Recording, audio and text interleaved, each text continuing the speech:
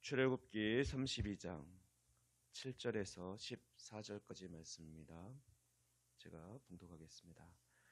여호와께서 모세에게 이르시되 너는 내려가라. 내가 애굽 땅에서 인도하여 낸 내 백성이 부패하였도다. 그들이 내가 그들에게 명령한 길을 속히 떠나 자기를 위하여 송아지를 부어 만들고 그것을 예배하며 그것에게 제물을 드리며 말하기를 이스라엘아, 이는 너희를 애굽 땅에서 인도하여 낸 너희 신이라 하였도다. 여호와께서 또 모세에게 이르시되 내가 이 백성을 보니 목이 뻣뻣한 백성이로다. 그런즉 내가 하는 대로 두라.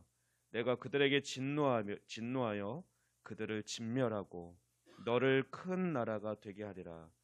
모세가 그의 하나님 여호와께 구하여 이르되 여호와여, 어찌하여 그 큰 권능과 강한 손으로 애굽 땅에서 인도하여 내신 주의 백성에게 진노하시나이까?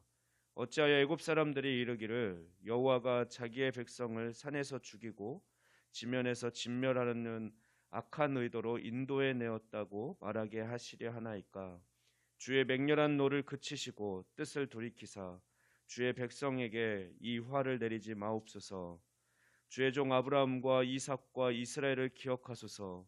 주께서 그들을 위하여 주를 가리켜 맹세하여 이르시기를 내가 너희의 자손을 하늘의 별처럼 많게 하고 내가 허락한 이 온 땅을 너희의 자손에게 주어 영원한 기업이 되게 하리라 하셨나이다.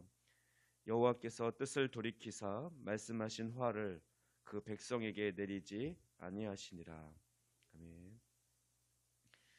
하나님께서는 이스라엘 백성들이 금송아지를 만들어 제사 드린 것에 대해서 진노하셨습니다.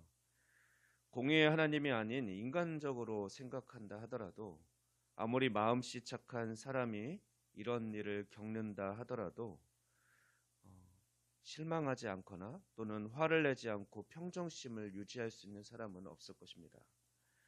하나님은 이스라엘 백성들이 애굽에서 종살이로 인해 고통의 신음소리를 낼 때 그 소리를 들으시고 아브라함과 약속하셨던 그 약속을 이행하기 위해 그들을 구원해내셨습니다. 하나님은 이스라엘 백성들을 위해서 그들이 보는 앞에서 수많은 기적을 행하시면서, 하나님은 그냥 추상적인 그런 분이 아니라 살아계신 분임을 분명하게 그들 가운데 보여주면서 그들을 지금 시내산 그리스까지 인도하신 것입니다. 그리고 지금은 모세를 시내산으로 불러서 그에게 언약인 십계명과 성막 제작에 대해서 자세하게 말씀해 주고 계신 상황이었습니다. 하나님은 이스라엘의 진영 한가운데 불기둥과 구름기둥으로 늘 함께 하실 것입니다.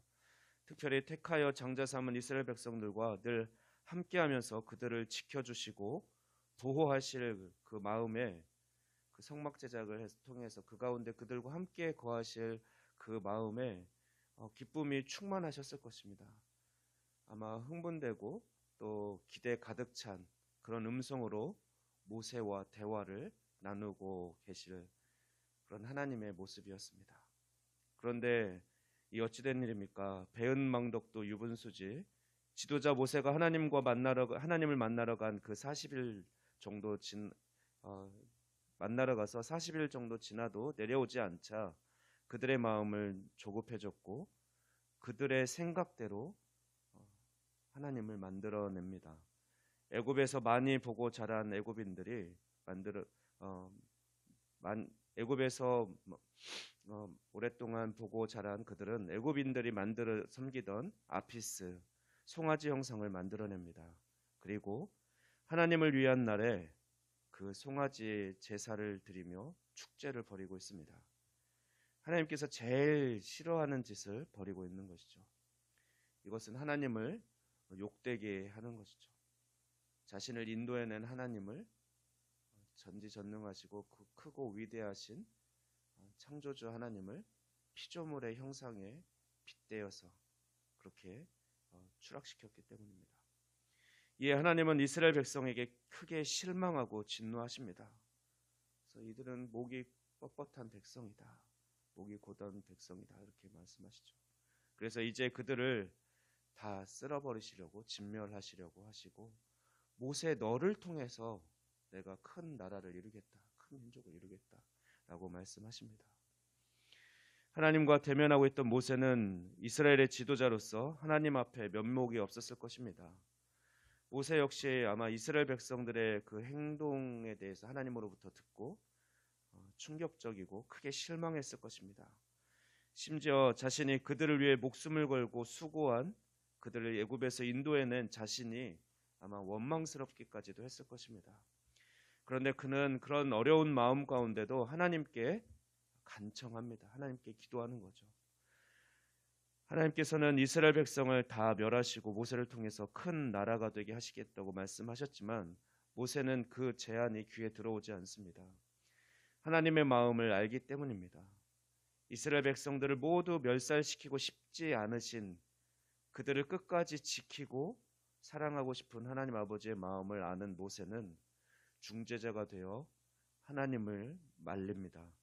이스라엘 백성들을 위해서, 그리고 하나님을 위해서 간절히 하나님께 아뢰입니다. 그럼 모세의 중보기도를 통해서 우리가 배울 수 있는 점은 무엇이겠습니까? 먼저 모세는 하나님의 이름을 위해서 하나님의 영광이 가려지지 않기를 기도했다라는 것입니다. 즉 애굽인을 포함한 많은 이방인들에게 알려진 이스라엘의 구원자 하나님의 명성이 이들을 이끌어내서 광야에서 다 죽였다라는 그런 포악자로 그렇게 왜곡될 것을 우려하면서 하나님께서 이스라엘을 진멸하지 않으실 것을 간구합니다. 또한 모세는 하나님의 신실하심에 호소했다라는 것입니다. 하나님께서 이스라엘 백성을 애굽의 압제로부터 구원해내신 것은 일찍이 아브라함과 약속하신 그 언약을 신실하게 이루기 위함이었습니다. 이를 주장하면서 하나님께서 이스라엘 백성을 용서해 주실 것을 그렇게 간청하고 있습니다. 결국 본문 14절 말씀 보면 하나님은 이스라엘 백성을 위해 그렇게 간절히 기도하는 모세의 중보기도를 들으시고 그들을 곧바로 완전히 없애버리시겠다라는 뜻을 돌이키십니다. 모세는 하나님의 마음을 움직이는 중보기도를 드린 것이죠. 물론 나중에 26절에서 29절 말씀 보면 이후에 시내산에서 내려온 모세는 이스라엘 백성 가운데 일부, 즉 금송아지 우상을 숭배한 자들을 찾아내서 처형하고 죗값을 묻습니다. 또한 35절 말씀 보면 하나님께서도 나중에 재앙을 통해서 그들을 심판하십니다. 그러나 하나님은 모세의 중보기도를 원하셨고 일단은 그 기도에 응답해 주셨습니다. 이제 말씀 정리합니다. 우리가 기도할 때 바른 방법으로 기도해야 합니다. 우리의 기도는 허공에 대고 하는 기도가 아닙니다. 살아계시며 우리와 늘 함께 하시는, 또 하나님의 스스로의 말씀해 주신, 약속해 주신 그 약속을 신실하게 이루어 주시고 지키시는, 우리가 충분히 믿을 수 있는 하나님께 아뢰는 것입니다. 따라서 우리는 모세가 기도했던 것처럼 하나님의 이름을 위해서, 그리고 하나님의 신실하심과 약속을 의지해서 기도하며 나아가야 할 것입니다. 오늘도 이런 자세로 간절히 기도하며 주님 앞에 나아갑시다. 우리를 자녀 삼아 주시고 늘 우리와 함께 하시며 우리를 지키시고 보호하시는 하나님 감사합니다. 우리를 통해 하나님의 이름이 드러나고 영광 받으시길 원하시는 주님, 우리의 연약하고 어리석은 행동으로 주님의 영광을 가리지 않기를 원합니다. 주님, 모세의 간절한 기도처럼 우리도 다른 사람을 위해 목숨을 걸고 간절히 기도할 수 있는 그런 사랑의 마음을 더하여 주시길 원합니다. 또한 우리의 기도가 하나님의 신실하심에 기반한 간절한 기도이고 또한 인격적인 대화가 되도록 우리 기도 가운데 함께 하시며 응답해 주시옵소서. 감사드리며 이 모든 말씀 우리 주 예수 그리스도의 이름으로 기도하옵나이다. 아멘.